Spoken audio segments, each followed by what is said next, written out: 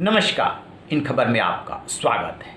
Switzerland ने direct voting में सार्वजनिक जगहों पे बुर्का और हिजाब पहनने की मनाही पे मुहर लगा दी है। वहाँ के मतदाताओं का साफ मानना है कि जब भी आप सार्वजनिक जगह पे महिलाएं जाएं तो बुर्का और हिजाब ना पहने। दरअसल पूरी दुनिया में इस पे बहस छिड़ी हुई है कि सुरक्षा के मद्देनज़र क्या महिलाओं को बुर्का और हिजाब पहनने की इजाज़त होनी चाहिए, निजी तौर पे क्या पहनना चाहिए, क्या नहीं पहनना चाहिए, घर में आप कैसे रहते हैं, इससे किसी भी सरकार का कोई मतलब नहीं हो सकता। लेकिन जब सुरक्षा की बात उठती है तो बहुत सारे देशों ने इस पर फैसला लिया है। 2011 में फ्रांस ने यह फैसला किया था, बुर्का पे बैन लगाया था, और उसके बाद से या उसी दौरान डेनमार्क, ऑस्ट्रिया, नीदरलैंड, बुल्गारिया ने भी कुछ ऐसे ही फैसले किए थे। और अब स्विट्जरलैंड ने डायरेक्ट वोटिंग में इससे स्वीकार कर लिया कि हाँ, सार्वजनिक जगहों पे बुर्का और हिजाब नहीं पहनना चाहिए।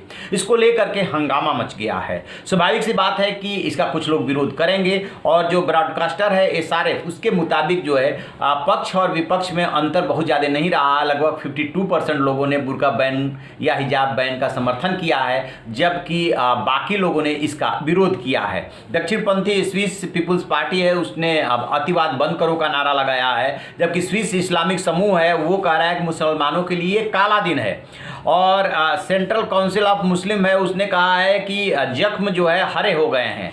तो इस तरीके से इसका विरोध भी हो रहा है। आपको बता दें कि स्विट्जरलैंड की जो आबादी है इस समय 87 लाख के आसपास है। 5% जो महिलाएं हैं वो बुर्का पहनती हैं और हिजाब पहनती हैं। तो उस लिहाज से देखेंगे तो बहुत ये संख्या कम है, क्योंकि देश की ही आबादी कम है।